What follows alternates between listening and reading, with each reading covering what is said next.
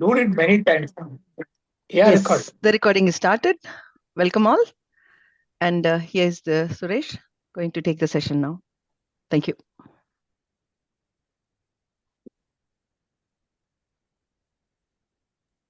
Yeah, Suresh, please go ahead. I have, yeah. Respected masters, my guru, Mr. Rajaram, sir, dear seekers, my dear friends, namaste to all of you. Pranam, namaste, namaste. Thank you so much for attending this session, and I'm very sure that this would be very useful to you. I'll just explain why I have taken this subject, Patanjali's path, and I given the name from restlessness to inner radiance. All of a sudden, I thought that I should make a research on why this meditation is all about. So I have so many books in my home, and of course, in the office also, a few books are there. Then, last 2 decades of my spiritual travel, I noted many truths. So from there, I started taking out the points about meditation, and what have I written about meditation. There's so many types of meditation, and all those details I have collected, but for more than 50% I've forgotten. So good that I read all the books and took the notes. Almost two notes books, I completed. Almost every night, 2 3 hours, I sat on that. But I don't preach and I don't share, but I found myself that I have learned myself the truth that um, human mind is highly disturbed by violence of anger, violence of greed, violence of worries, and violence of crime and whatnot, all negatives. And then I thought this is the meditation is the only option for human mind to get settled. Because for all other creatures, programmed and God sent, and the nature has programmed. Whereas for human, free will is given, and he has to organize himself. And I think that's the reason, right from Rishi's period, this meditation has been given. And I found that no one can really teach meditation, and nobody can even learn meditation. Nobody can. You may wonder why. Yes, it has to be experienced, or it cannot be learned, it cannot be taught, it should be caught. He has to die for learning the meditation, and he has to experience it. I just made a in the business and all we do sample marketing. So like that sampling I did. I spoke to more than 30 people in the last 1.5 months. And everyone's experience is totally different from one to one. Totally different. My experience is totally different from my sister's experience. I was doing meditation. I'm doing meditation for so many years now. And only a couple of years back, when I just introduced this to my sister, her name is C. Maya Devi, and she's also here. I think she'll be attending this. I'm not. I couldn't see who are all there now because I'm busy in sharing this. So within 1 week, uh, so-called third eye and all, third eye experience and all she had, and she was crying. More than 6 hours she sat together in the meditation in the midnight, and next day she called up, and I was really scared. I said, no, no, no, don't do 6 hours and all. Do 1 hour, 2 hours. That's more than enough and all. I was telling, but that experience I never heard. No, I never had. And I understand from the record that even Patrici says that he never had a third eye experience. So what I mean to say, the experience um, on meditation for each and every individual is totally different, one to one. Osho says those who do meditation, when they die, they will think that they are still in the meditation. So when we have the experience of traveling and somewhere and all, we feel that the travels and hills, I mean mountains and forests, trees and all, we see many things we see. So, like that only our soul will travel and we'll be enjoying such travel, Osho says. So, then the search continued, my hunting continued. Then it has came and settled with Patanjali's meditation system.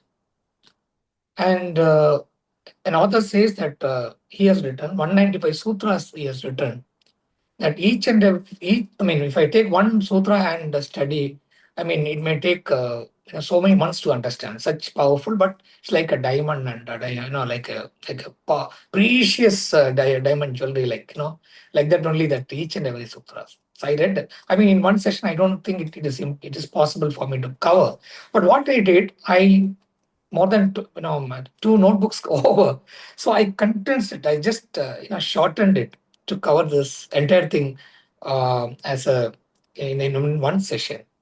So you may think, what's my purpose? So the reason is the moment I spoke to a couple of people about Patanjali, one fellow says, Suresh, Patanjali, on Swamiji's name he was telling, he started a business, something like that he was telling. Then another person said, Patanjali products are okay. Products? Swamiji started business. Then one other person said it's an exercise. Exercise. Whereas he said, even yesterday my guru was telling, exercise also what, Suresh? It's only, what is yoga? Getting united. So even through exercise also the mind, body, soul and all to be connected. So, but actually he was, in all 195 sutras, he was talking about only mind, mind, mind and mind. And my idea is persuade and encourage people to get into the knowledge of Patanjali. And I just want to introduce Patanjali, his meditation and all. Just I want to introduce and persuade others to dive into the wisdoms, his wisdom and get benefited. I'm standing next to the door of Patanjali's wisdom as a security guard, and I'm telling, please get inside and drink the knowledge, drink the wisdom what he gifted and gone more than 2000 years back. He has written, and an author says that he has written, another author says that it was totally many rishis written here and there, and he compiled those 195 sutras. So that's how my whole idea of introducing Patanjali. And Patriji also spoke about Patanjali, but he has given a very brief introduction. Some other, one more sir also given, but that introduction to me personally was not enough, because that much work this sage he has done. So I want to introduce to people who are unknown about Patanjali, and Patanjali is not a product or exercise teaching person. I just tell you who is he. I just want to introduce all this, and this is my intention. About introducing Patanjali and his values. And yesterday, when I was speaking to my guru, he says, I told him, sir, say something about Patanjali. He said, Suresh, only one thing I can tell you what I learned from Guru, my Guru. So he taught me what he has learned from his Guru. He told me what and all you are getting is out of what and all you have given. If you are getting sorrow, it means you are given sorrow. If you are getting happiness, you are given happiness. That much. So only that much he said. Then we were talking about something else, but that was in my mind, and I was keeping on meditating that. And it's not a sentence what he told me, but it's a concept, thought-provoking message. So in this session, we shall quickly cover the following.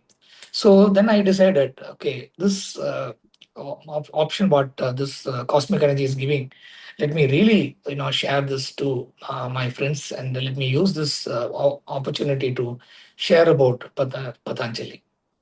So for this journey, our guide is a master who spoke very little, but whose clarity changed the world. Patanjali. Patanjali, the silent scientist of consciousness.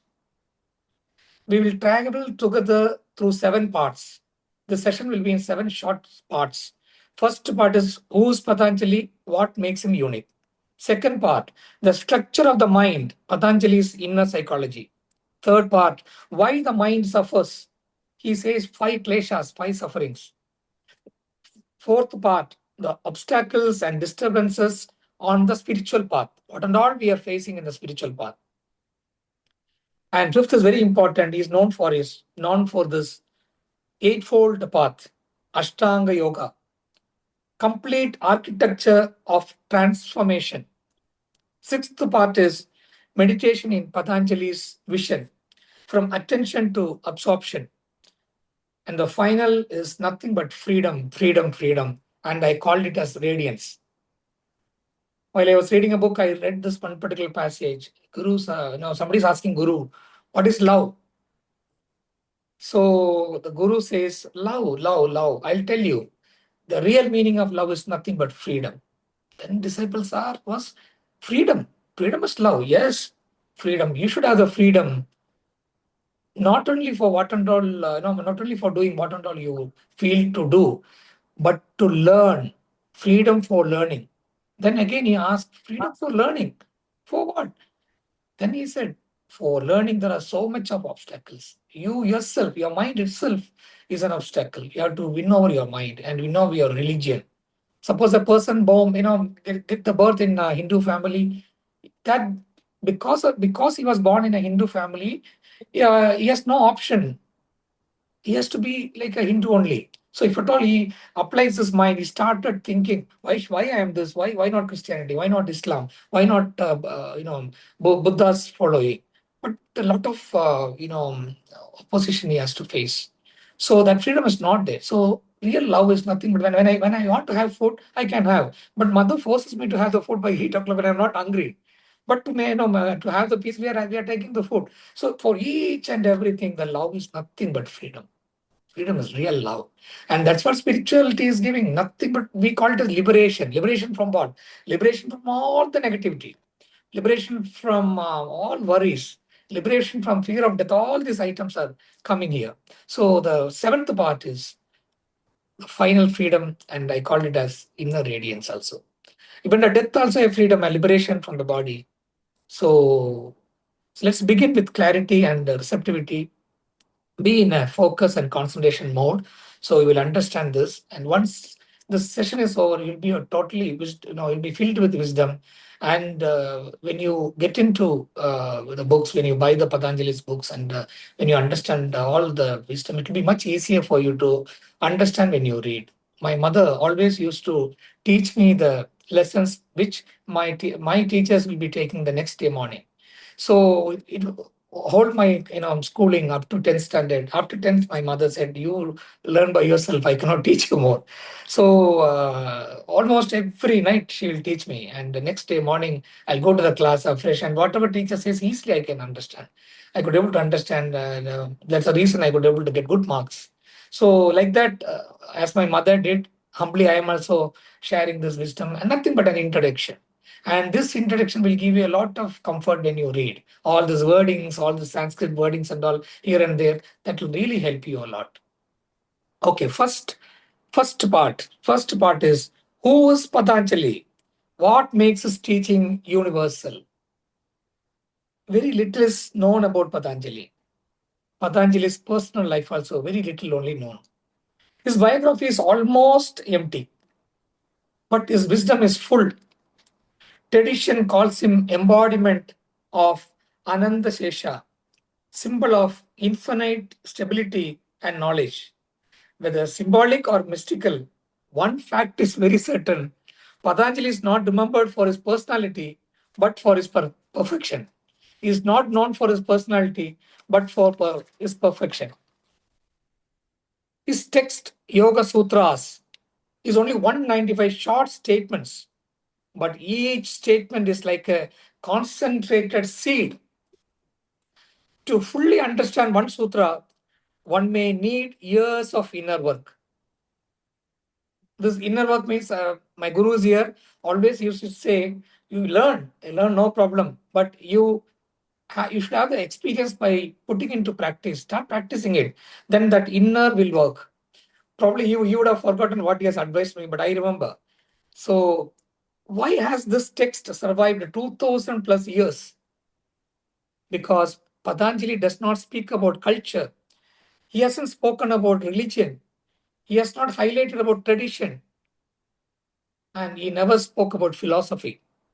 He speaks about the human mind, the same mind that existed 5,000 years ago, the same mind that exists today, and the same mind that will exist 5,000 years later also. Therefore, his teaching is timeless. Next question: why is Patanjali especially important now? In my case, I'll say that because people started talking about the product. When I say Patanjali, when when they're talking about exercise, about when I spelled the name Patanjali, and I wanted to just share this to my friends. But the theory is why Patanjali is important now and forever is the need of the hour is attention spans are shrinking. Number one. Number two, anxiety is rising. Emotional stability is declining. Information overload is constant. That the overloading of information is constant. Comparison and competition never stops. So, five reasons why this Patanjali is right now important is attention spans are shrinking. There's no attention. There's no focus and concentration. People are keeping on scrolling the reels, and not even they're seeing the reels also. And hours and hours people are spending time on that. You know, spouses, they have no time to speak to one another. They don't have any time to speak to children. And I mean, even at the works in the office also, people are just scrolling. No time to listen, no time to express. So that attention is not at all there. So hope you're all with attention and concentration. Hope you're listening. Okay. And anxiety is rising. Why? Because of fear, and emotional stability is declining. Whatever we learned, the Siddha Prajna from Bhagavad Gita, that that emotional stability, let it be Sukha or Dukkha, Jaya or Ajaya, failure or success, whatever it is, let us have the same stable mind called Siddha Prajna, that is diminishing, declining, and information overloads constantly. It will be television or internet and all this. All informations are being loaded into the mind, and no space for good news. All bad news. Whatever, when television news or whatever you listen from the society, all are cannot even listen. So overloads. What happens? There's no space for good news, and comparison and competition never stop. The richest man needs one more dollar. Richest man needs one more dollar. Nobody's happy. The greed is killing everyone. In a Malayalam movie, the female character, she utters a wonderful dialogue saying that to lead a happy life, so much of money is not required. Why so much of money people are rushing for is they want to live like others. So to have one to have a wonderful life, one meal is more than enough. Basic needs are enough, but 10 buildings I have, I need one more. This I have one more. This I have one more. That more and most and more and most greed. People are comparing with others, and they are not content. Competition. I want to become number one. I want to be, and I don't want others to become number one. So this competition. So in this yuga, this type of period, definitely Patanjali's advices, the sutras are very important. All those 195 sutras, I put it in, as I told you, put it in 7 parts, and I'll explain you one by one, and I'll give you all its grip. So what he tries to say, human beings have advanced externally, but internally we are more restless than ever.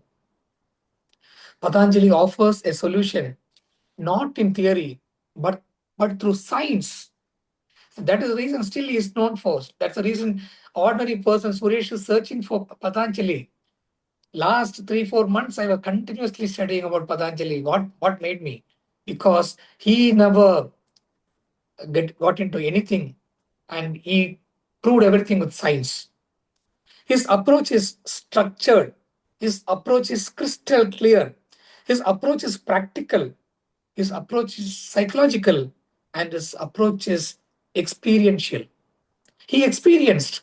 He should be a great psychologist, and practically, as I said, experienced, and his expressions are very clear, and it's not zigzag confusion and all. It is beautifully structured. He is known as Einstein of the inner world, the Newton of consciousness, the master who converted spirituality into a science. The structure, the second part we are coming into, very fast we are going. The structure of the mind, he explains beautifully. Patanjali's inner psychology, we are calling it as. Patanjali begins with one of the greatest statements ever made: Yoga Chitta Vritti Nirodha. Meaning, yoga is the stilling of the movements of the mind. He does not define yoga as postures, yoga as breathing, or yoga as religion. He defines yoga as inner balance. This is applicable to Hindu, Muslim, Christian, everyone, because it's not religious. So he does not define yoga as posture, not as breathing, or as religion. He defines yoga as inner balance. To understand this, he explains how mind functions. I think even MBBS doctors cannot explain the way in which very simple wordings he explains how the mind moves. 5 moments is telling. I'll just tell the English name and Sanskrit name and its meaning. Then I'll explain one by one. In one sentence, two sentences, I'll explain. 5 types of moments of mind, he says. Whatever be the, anytime you take any human mind and scan it, it will be one among this five only. So, first is pramana. Pramana means correct perception. That is beautiful moment. Second is viparyaya. I think Sanskrit known people, they know the meaning of paryaya. Even Keralites, Malayali, they'll be knowing the paryaya, synonymous. So if it is, what is opposite to paryaya is viparyaya. What is viparyaya? Misperception. Third is vikalpa, imagination. Fourth is nidra, sleep. Nidra also a movement of mind. And fifth is smriti. Smriti means memory. First, I'll come to first one. Pramana. It's a correct perception. Now you're all in correct perception. That's the reason you're attending this satsang session and you're understanding about mind. Congratulations to all of you. Thank you also. And pramana, correct perception, it means accurate understanding. Correct wording. See, he uses accurate understanding. And viparyaya means he defines wrong understanding or confusion. Third is vikalpa, imagination. He defines thoughts without substance, just mental stories. That's called imagination. Nidra, sleep, sleep. But he defines a state where consciousness withdraws. There's no consciousness. And smriti, memory, he defines stored impressions that influence the present. Stored impressions that influence the present. So whatever the our entire experiences, let it be joy, every pain, every joy, every fear, all this comes from these moments. Because of these moments, we have some prints, some impressions in our mind. Based on that impressions only, we react or we respond. So let our perception be always correct. Always let us be in pramana, means correct perception. Let us avoid misperception, and let us, baseless imagination, let us avoid. And yes, we should have sleep. Let us sleep after doing wonderful meditation. So you will have pleasant and peaceful sleep. And let us have good memories. Life is a collection of good moments and good memories. So let us have always good memories in our life. And putting all together, the collection of impressions in the mind will be, very, very, very good. And our reactions will be very peaceful. See, one person in a given situation, every person reacts totally differently. Why? Why they are not reacting the same way? because of this impressions only, because of the moments, because of these 5 types of moments, programming some sort of impression. Based on that impressions, he or she behaves or reacts or responds. So if they are balanced, the mind is clear. So we have to balance, as I told you earlier. If they are disturbed, the mind becomes restless. So these moments should not be disturbed. It should be, as I was telling, our correct perception will really guide us correctly. So the biggest problem in identification we have, we believe I am the thoughts. We believe I am the anger. We believe I am the story.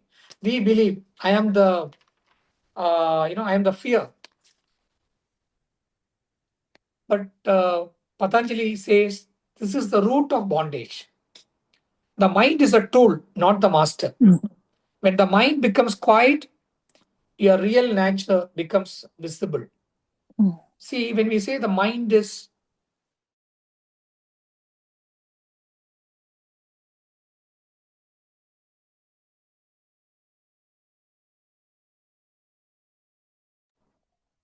I think somebody unmuted. I mean, Yeah, I did that because I wanted to mute others. So sorry. okay. Sorry. Yeah, go ahead. Okay. You're able to hear? I Yeah, don't know yeah, I where can I hear. left. Yeah, yeah. Okay. I repeat. Patanjali says this is the root of all bondages.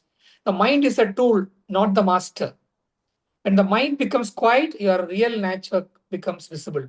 See, all of us are actually enslaved to the mind. Suppose I want to shout at someone, I'll be happy only if I do that because the mind instructs and I'm acting. I am not using my intellect. So, in the last session, we were talking about humanity to divinity, the travel of humanity, travel of humanity to divinity. In that, I was mentioning about intellect. So, the intellect has to be sharpened, and the intellect has to enslave mind. It should not be otherwise. But almost all of us, we are enslaved in the mind. We are having impulsiveness. Suppose if I want to, let me take my example. So if I want to criticize someone, until I complete my criticism, I will not be happy. I'm not even giving an opportunity for him or for her to explain a stand. So we are all enslaved to the mind, and we actually, he says, it is nothing but a gifted tool. It is like we have a computer and we have to instruct computer on what to do. Instead, if computer orders us to do what we have to do, means what would be the situation? It will be total chaos. So mind is a tool, and we should be the master. It should not be otherwise. When the mind becomes quiet, and the mind is quiet, your real nature becomes visible. If you're in anger, your mind is clouded. If you're in worry, your mind is clouded. If you're in extreme happiness also, I heard a quote, if you're in extreme happiness, don't give anything. If you're upset, don't take. If your mind is very clear, you write the will. So don't take any impulsive and hasty decision because the mind is clouded, nothing is clear. So he says, when the mind becomes quiet, your real nature becomes visible. Third part, everyone has the question, I'm a good person, why I suffer? Why do I suffer? So he says there are 5 types of suffering only. And the whole word for every human beings. He shortened all this, he compiled and said only 5 types of sufferings only. As I did earlier, I'll just pronounce it in Sanskrit, then I'll give its meaning and explanation in one sentence or 2 sentences, one word also. Exactly, this Sanskrit word has been, translated to English. 4, avidya, asmita, raga, dvesha, abhinivesha. Avidya means ignorance. Asmita means egoism. Raga means attachment. Dvesha means aversion. What is avidya, ignorance? He says ignorance is not lack of knowledge. Ignorance is not at all a lack of knowledge, but the confusion between the real and unreal. We are hating the unreal. We have to hate the unreal and we have to love the real, but it is otherwise. as I was wrongly wrongly told you. So we are always with the confusion of which is real and which is unreal. We mistake. We mistake is the changing for the permanent. We think that it will be there for permanent, but it is not at all there. Nothing is permanent. And the painful for the pleasurable, and the limited self for the true self. Second is asmita, egoism. The feeling of I am this mind, I am this body, and I am this personality is egoism. Many people, they have the confusion. Egoism means they think that pride or ahankar and all is not at all that. That and all is a feeling, right? And it may be a wrong feeling like that. But ego is nothing like that. Ego is wrong identity about you. Who are you? You are not the body. You are not this body. You are not the mind. You are not the intellect. Then who are you? You are the soul. That is not totally, for many people, they don't know. So that only, scriptures are always telling, when they say ego, they say that you are wrongly identified, that you are the body and you are the mind and you are this personality, whatever the personality you have. That is what many people think that their identity. So that is absolutely wrong. The identity is nothing but soul. So that is the egoism. That is also one of the reasons, and ignorance is one of the reasons. And the third reason for suffering is raga, attachment, clinging to the pleasure, clinging to relationship. When my mother passed away, I don't know how many months I was crying. Even in the office, I used to go to the restroom and I cried. Attachment. My mom, taught me detached attachment and all. But when she, left the body, still even now, last week also I written a poem. The moment I say, when I utter the name, utter the word mother, my eyes are filled with tears, and but in my memory she smiles. So very totally different contradiction. No, two lines poem somebody asked and I given. So we are having that raga attachment, not only with that relationship. My pen, my dress, my jewelry, my all attachments. We are that is a reason for suffering, and dvesha, aversion, and we are running away from discomfort and pain. So that also a aversion. He says, I don't like him. Prejudice. I don't like him at all. Negative prejudice. I don't like him at all. I hate him. I don't like this actor. This fellow never even met that actor or actress, but he doesn't like for no reason, nothing. So such aversion also, end of the day, is that such people who have aversion for all this, they will never get peace of mind. They cannot love everyone. And abhinivesha, the fear of loss and fear of death, the deepest human instinct. Even the wise experiences this, the fear of loss and fear of death. So ignorance, egoism, attachment, aversion, fear of loss, and fear of death. So these five sufferings or five kleshas creating nothing but anxiety and insecurity, emotional turbulence, dissatisfaction, restlessness. Patanjali does not condemn this, but he simply reveals that with compassion and clarity, please listen to this, with compassion and clarity, if you just apply compassion and clarity, these patterns begin to loosen naturally. It will go. The only medicine, very subtly, he says compassion. Not even he's using the word love. For almost all the love, there is some sort of expectation. Because he's my son, because he's my wife, because he's my spouse, I'm loving and all this. And many times, many I love yous are becoming I hate yous. In college now we heard a lot. So even children nowadays, they say, if you don't give chocolates on time, I hate you, dad. I hate you, mommy. So he says compassion. In Sanskrit, it's called karuna. In Malayalam also, it's karuna. Tamil also, there's karunai, we say in Tamil. So in Telugu, I think Madhviji can give a wonderful wordings. And this compassion is very, very powerful. This eradicates our complete suffering. You may think how? Because if you have ego and you apply compassion, ego is no more. You identify yourself as soul and you'll talk from soul. So talking from soul is a prayer actually. you'll give a lot of peace when you speak. Swamiji's and all, when you speak, when they speak, a lot of peace you can see from their voice. And in between space they'll give. No hurry, unhurried, lifestyle they have. So you apply all this, 5 points. You attack it with compassion, and you will definitely win, and you will have the joy. Now, fourth part is states about the 9 obstacles and their symptoms. I'll just read it quite quickly. Uh, these are the obstacles he found that it becomes the impediments for us to advance in our spiritual life. What are those 9? Number 1, illness, mental dullness, doubt, carelessness, laziness, lack of interest, instability, wrong perception, failure to maintain progress.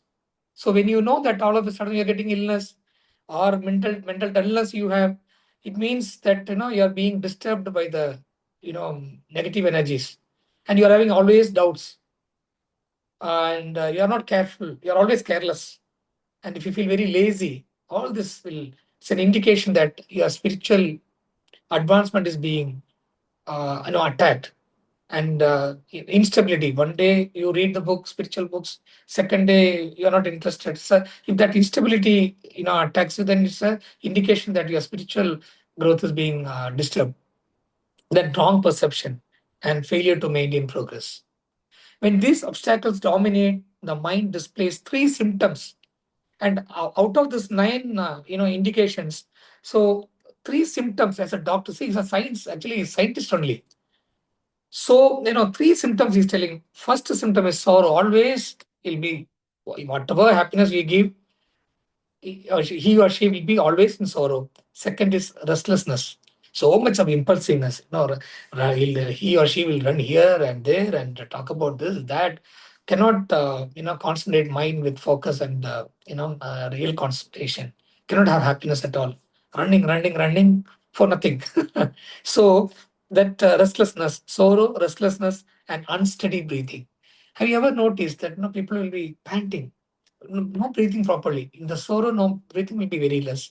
In the impulsive and when the running and all this hurried people, they'll be panting. So much of breathing will be there. So 3 symptoms also he is warning with: sorrow, restlessness, unsteady breathing. Patanjali is scientific. He diagnoses the problem and immediately gives a solution. Now he is giving the solution. Beautiful solutions. All of you will really love it. First solution is, first medicine, I'll call it. First tablet. Cultivate friendliness. Cultivate friendly. That's what we are having satsang and all here.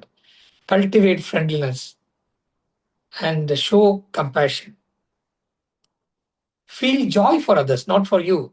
If you are hungry and you have a pack, your lunch is ready for you. But when you feel sharing that food to others, how much satisfaction you'll have, that joy. Not only that, that person is happy. When you see happiness in others' face, what more you require? So he says, feel joy for others and maintain equanimity. That Siddha Prajna, whatever be the mental state, be stable and observe the breath. Observe the breath.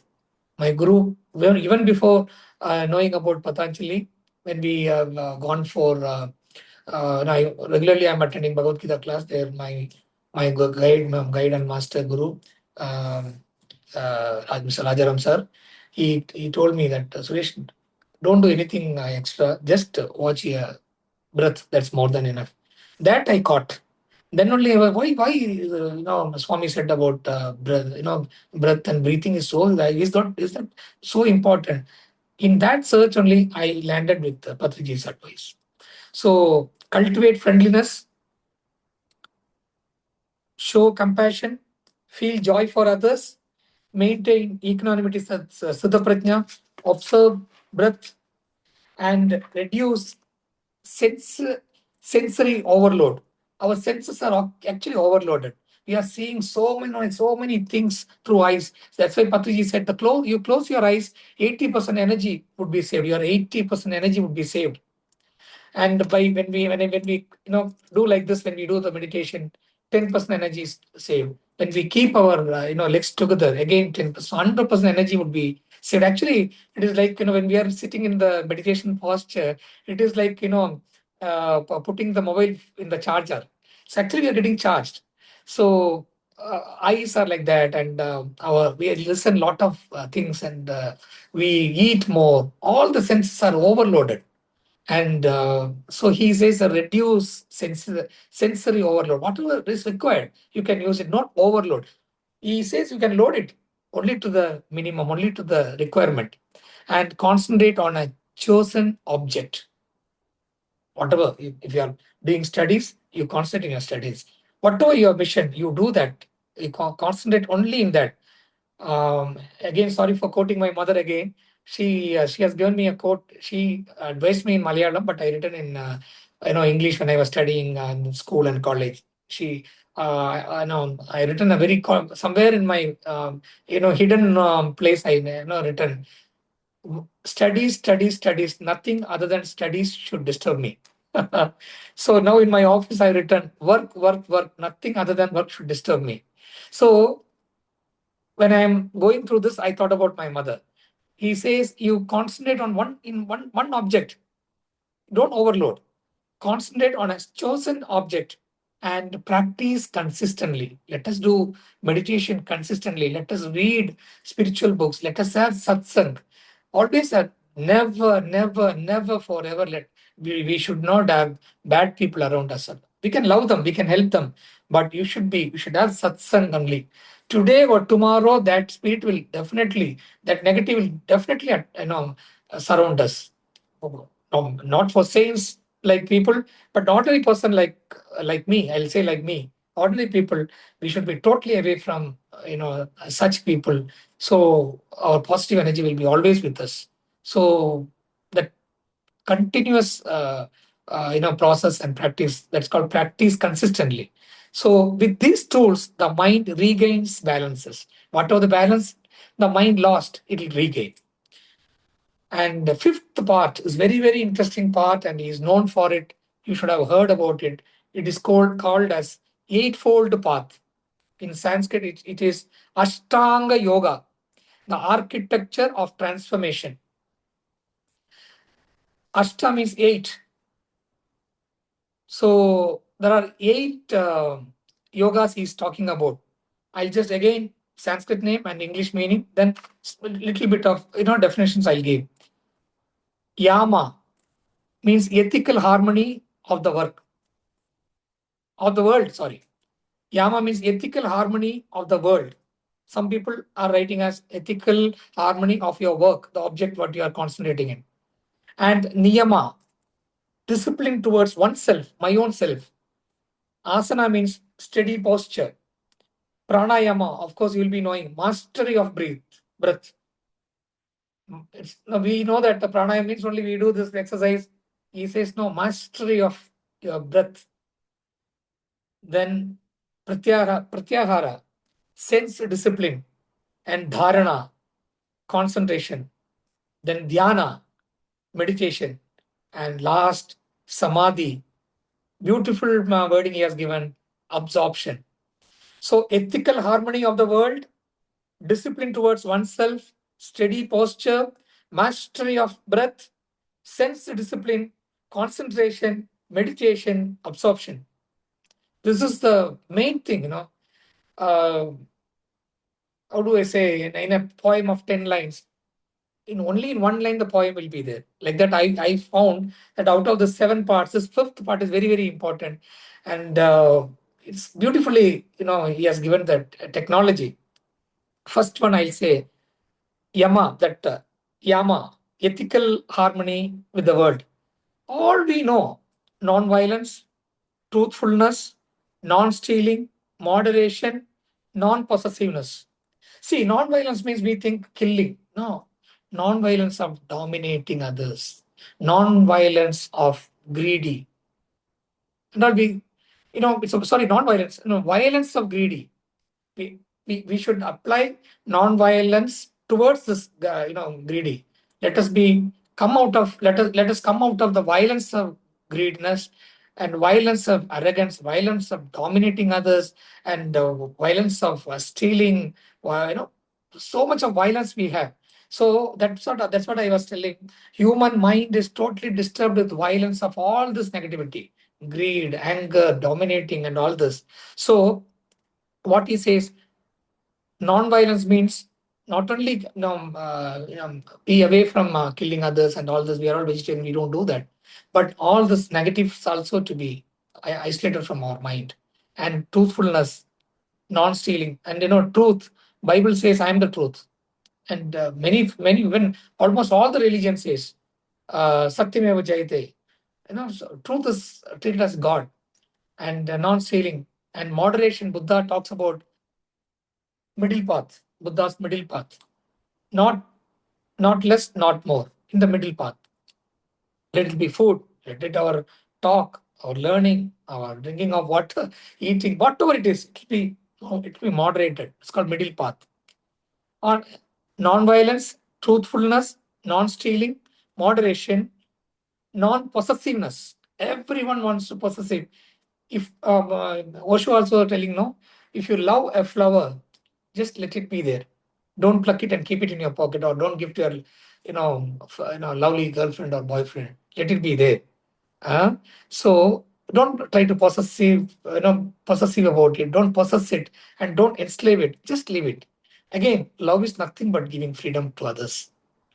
So these purify relationships and reduces conflicts. Of course, conflict will be there with to no brain travels together, no mind travels together. The moment there are separate religion, separate caste, and value system, definitely J. Krishnamurti says that definitely conflicts will be there. But that's the reason he uses the word reduce. He's not eliminating. He says with non-violence, truthfulness, and non-stealing and moderation, non-possessiveness, relay this it will purify relationship, and it will reduce conflict. The conflict would be reduced. Conflict will be there. Conflict with husband and wife, conflict with brother to sister, everything will be there, but it will be in a reduced manner, and after some time it will eliminate. That's what we believe in. If you That's the success of the practice. But he is not indicating that. He says only reduction. And out of eightfold, the second fold, out of eightfold path, first path we have seen as yama, and second path is niyama. Niyama is cleanliness, contentment, discipline, self-study, surrender to a higher principle. We are all in the, we are surrendered to the higher principle now. So I'm not explaining this. And the third is asana, the steady posture, a posture that supports the inner stillness, not physical fitness. He says about asana, the steady posture, a mental stability through the body. So what we were all thinking asana means, our asana where we sit, or the posture for doing meditation and all this. No, he says mental stability through the body. Through the body, let us have the mental stability. And fourth part is not part that path. Fourth path is pranayama, mastery of breath. I told you, breath controls emotions, and emotions controls thoughts. Thoughts controls life. Emotion controls thoughts. Thoughts controls life. And very interestingly, breath is the bridge. Breath is the bridge. In one of my novels I written, we intake oxygen, and we throw out carbon dioxide. And if we can take in the breath again, then we have life. Or between these two breaths, there is life. That life may continue, life may not continue. Something like a poetically written. It is in Tamil. I find it difficult to explain in English. So breath is actually a bridge. And fifth one is pratyahara, sense discipline, not suppression, but wise guidance of the senses, turning attention inward. That's explanation. Sixth one is dharana, concentration. holding attention steadily in one direction. Let us concentrate. Now you are listening to this. When you are listening to this, you are not thinking about anything else. That's the reason you are able to sit and understand. That concentration is really, if you are having, you are really blessed, because you could able to hold the attention steadily in one particular direction. Seventh is dhyana, meditation. We are really blessed with the knowledge of meditation. In search of meditation's history only, I am landed with the wisdom of Patanjali. And he says about meditation, uninterrupted, effortless flow of awareness. The exact, Sanskrit word, translated to exact English. Uninterrupted, effortless flow of awareness. So one day, my friend was telling, what is spirituality? Nothing but awareness only. So yes, we know that what is our awareness? We are the soul, we are not the body, mind, and we came from the soul world. We planned this life, screenplay, story, direction, dialogue, all each and every instances are prepared by ourselves, and from God or cosmic energy we got the permission. We are coming here as the as we came for, it's like a picnic only. We came this, and once the our purpose is over, we'll be vacating this body and we'll go. There's no death. So this is the awareness. We main awareness is to know that we are the self. Whole purpose of Bhagavad Gita is to know that we are the self. So that awareness we know only when we talk about. When we start talking about about anything and we contradict and conflict, then this all awareness will go. But in the meantime, the meditation, we are blessed to have uninterrupted, effortless flow of awareness. Without any effort, you will be knowing the awareness that you are the soul. That's a beautiful explanation about meditation he has given. And samadhi, eighth one, samadhi, absorption. This is called Ashtanga Yoga, where the mind becomes transparent and reality is seen without distortion. This is called samadhi. So this Ashtanga Yoga, this eighth thing, this is the map that takes us from confusion to clarity. Earlier we were telling a lot of confusions in the mind. And by following this eighth path, Ashtanga Yoga, I think you can again go back to just YouTube or any book. All these things will be there. So when you read, you'll feel that you already known it. So this is a map. This is a password. This is a secrets are being unfolded now, and this will take us from confusion to clarity.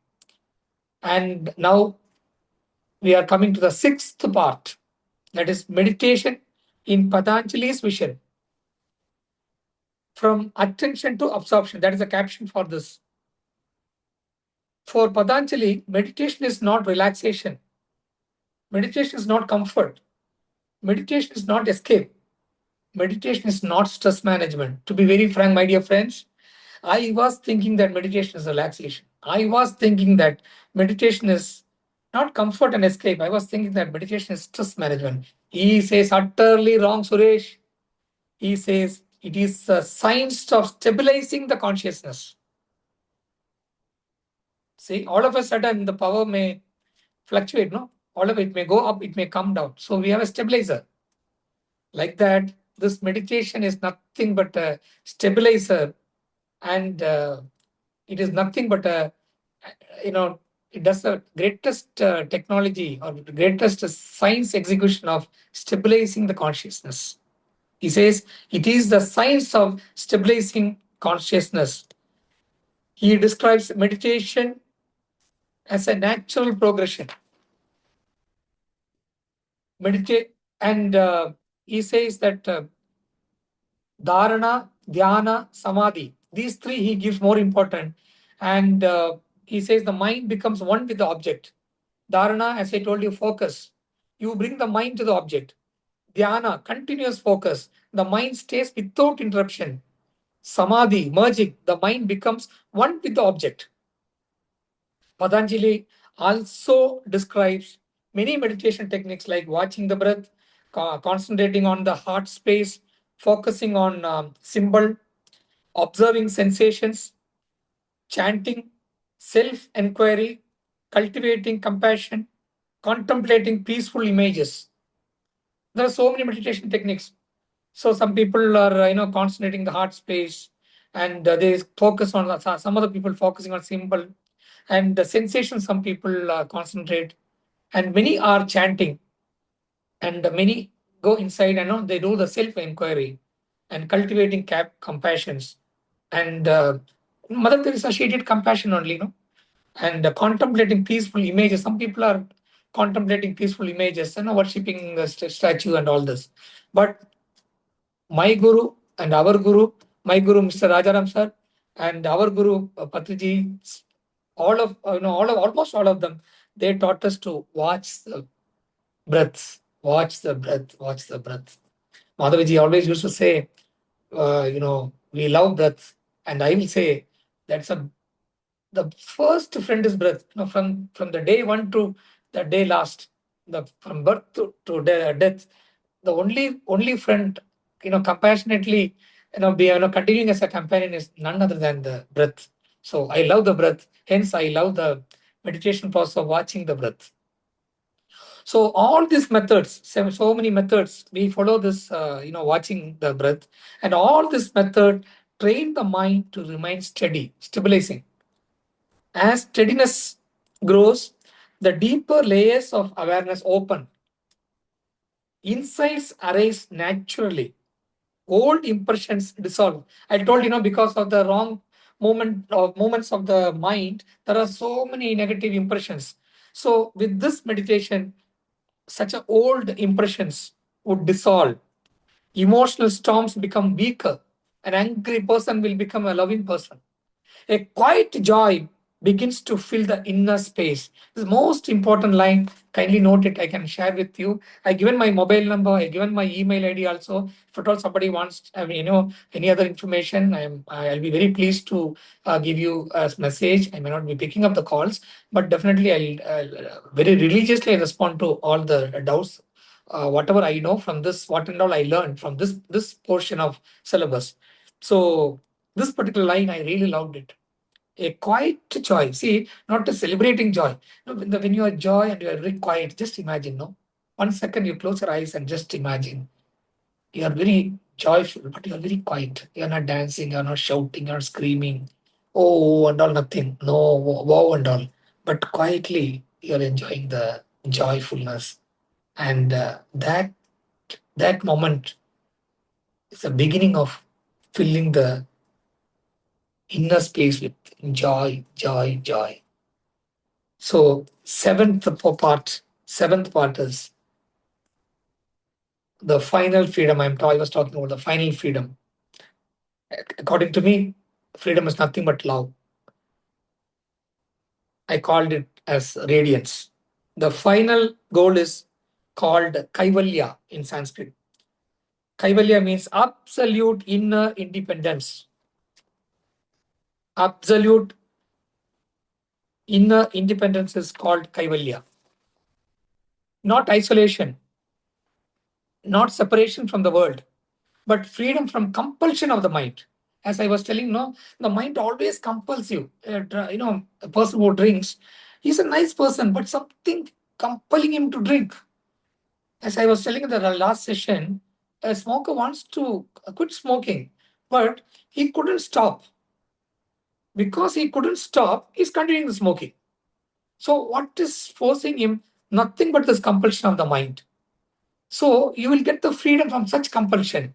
You'll get the freedom from such, all painful, painful feelings. So you will get a clear mind. So what is a clear mind? He defines a clear mind is peaceful. A clear mind is loving. A clear mind is wise. Clear mind is stable. Clear mind is fearless. Clear mind is compassionate. So, for you to become peaceful, loving, wise, stable, fearless, and compassionate, do meditation, my dear friends. Almost all the gurus, all the spiritual masters, finally, it will be boiled down to one particular single advice to continue a meditation. And most of them, they taught me to concentrate the breath meditation. So, the state This state of being peaceful, loving, wise, stable, fearless, and compassionate, this state is a natural home of human consciousness. You may think, who are you? Who are you? Who are you? So, what is your natural human consciousness? We are talking about consciousness. That consciousness, the character, or the for you to define what is consciousness, the natural human consciousness, nothing but this peaceful, loving. You will be peaceful. You will be loving. You will be wise. You will be fearless. You will be compassionate. So, Patanjali path takes us from disturbances to stability, from stability to clarity, from clarity to silence, from silence to freedom. This one, this 8 parts, really, without even knowing, you in your subconscious mind, you know, this cosmic energy through this session, you know, made lot of programming. After the session, you'll be totally a different person. From your disturbance, you would have reached the stability. Because of the stability, you will get the clarity. Because of that clarity, you will be loving silence. And from that silence, you will get the freedom, the love, the real love, and that radiance. And this freedom is not escape from life, it is freedom within life. The world remains the same, but the way you experience the world changes entirely. The world is the same, but the way you experience the world changes entirely. I remember a professor told, change your words to change your world. So we change the world with our meditation by knowing our real human consciousness, and we live up to that. I'll be loving. I won't be get disturbed. I'll be stable to mind. Whatever be the situation, I'll apply Mastita Pratnya. And everything will be moderated. All what you heard, this positive things, you and me, let us continue to practice this. And actually, Patanjali does not ask us to become saints or to get into renunciation. He asks us to become aware, aware. Aware for what? To understand the mind, to train it with discipline, to let go with wisdom, to live with clarity, and also to walk with dignity. When you follow this, you can be always confident. You don't have to be timid and all this. You can be always, powerfully you can walk, and boldly you can live, happily you can live.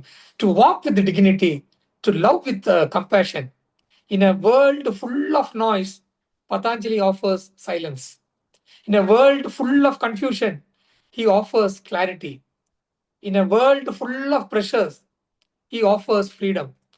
So may this exploration inspire each of us to turn inward with sincerity, to observe with fear, without fear, to observe without fear, and to uncover the radiance that has always been with us. I repeat, may this exploration inspire each of us to turn inward with sincerity, to observe without fear, be fearless, and to uncover the radiance that has always been with us. Let me conclude, my dear friends, with Rumi's wonderful quote. Everything that is made beautiful and fair and lovely is made for the eyes of one who sees. I repeat, the quote of Rumi. Everything that is made beautiful and fair and lovely is made for the eyes of one who sees. So Patanjali has gifted this for beautifully. He has made it very fair, and his gift is very lovely. But for whom? Why he made? It is made for those people who have the eyes to see this. Let us celebrate with this. So, my humble good wishes to all of you to explore the wisdom from the books of Patanjali's. You can buy so many books, so many people written about Patanjali. And I read, I don't know how many number of books and how many notes, I don't know how many. And I have given the cream. Sorry for repeating. I have given the brief introduction.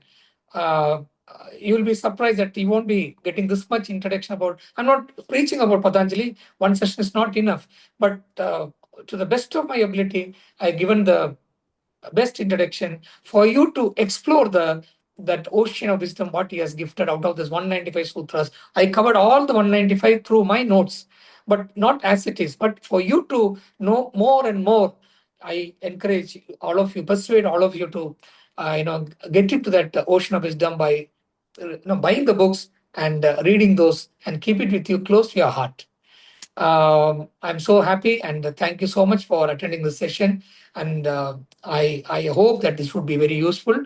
And I am really blessed to think about sage Rishi, who lived so many years back. 2,000 years back, he has given this gift, and he's totally unknown. He's been known as product name and all. I am so happy. His soul will really bless me. Entro Mahanavavu Antriki Vandanam. Let me convey my thanks and love to everyone, and all the good wishes to everyone. Namaste, pranam, pranam, pranam. Thank you, Master. Thank you so much, Suresh. Thank you for the wonderful session.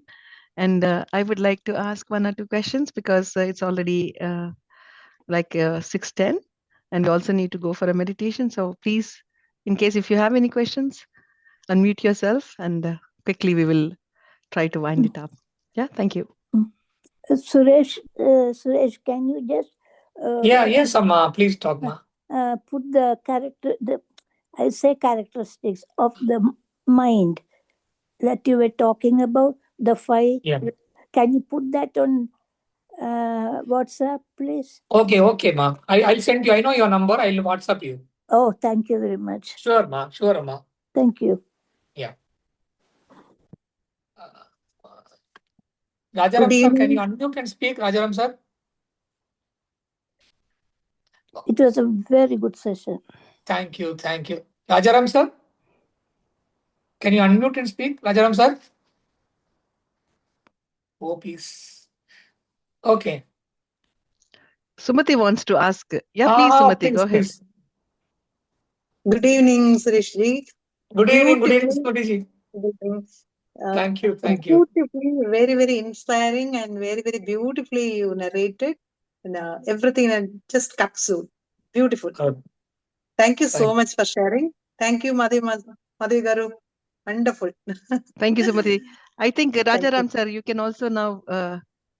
Can you unmute? Yes. Thank you so Rajaram much. sir, can you unmute? Yes, he can. I asked you unmute. Yeah. Yes, Rajaram sir. Unmute, sir. Madhaviji, I don't think he has unmuted. Rajaram sir, now you can speak. Yeah. Can you hear me? Good evening. Namaskar. The session was really good. So all that is there is already inside us. What needs to be seen or experienced is already within every one of us. What we have discovered is all the negativities, as you said, your fear, your anger, your lust, and whatever. All these are the impurities, so-called impurities, or the things that should not be, that covers the divinity. So every person is inherently divine. This meditation that Patanjali and of course any master would suggest, and the easiest one is watching your breath. It's with you all the time, and it's there till you leave. It's going to be there. In fact, I always say it's a divine breath that is going through you. By watching it, you're watching divinity. That's all. What you're divine. So it is going to be there. So watch it, and whatever will happen, and all your impurities will fall off like autumn leaves. So you look out for each impurity and remove it. One lifetime is not enough.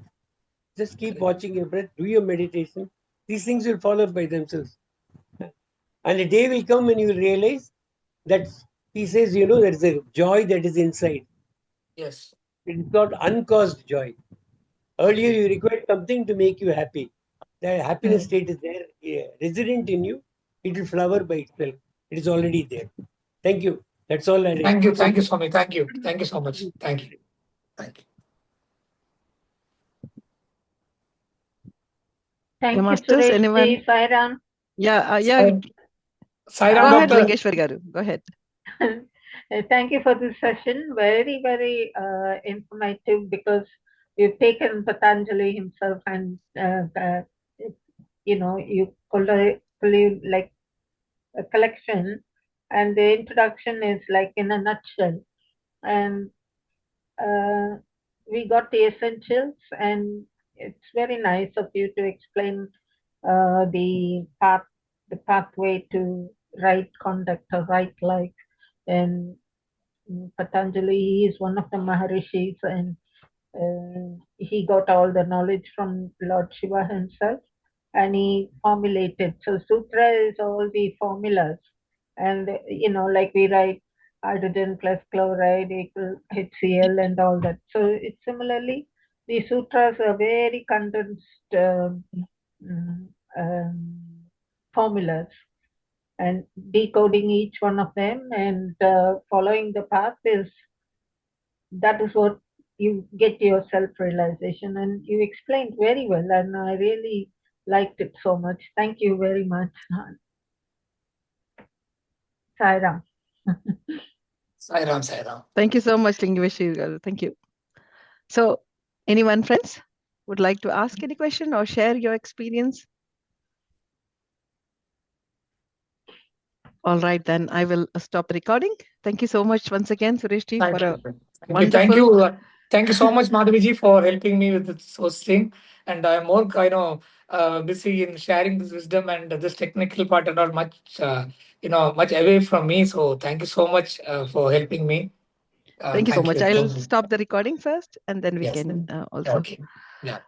Want to stop the recording. Yeah.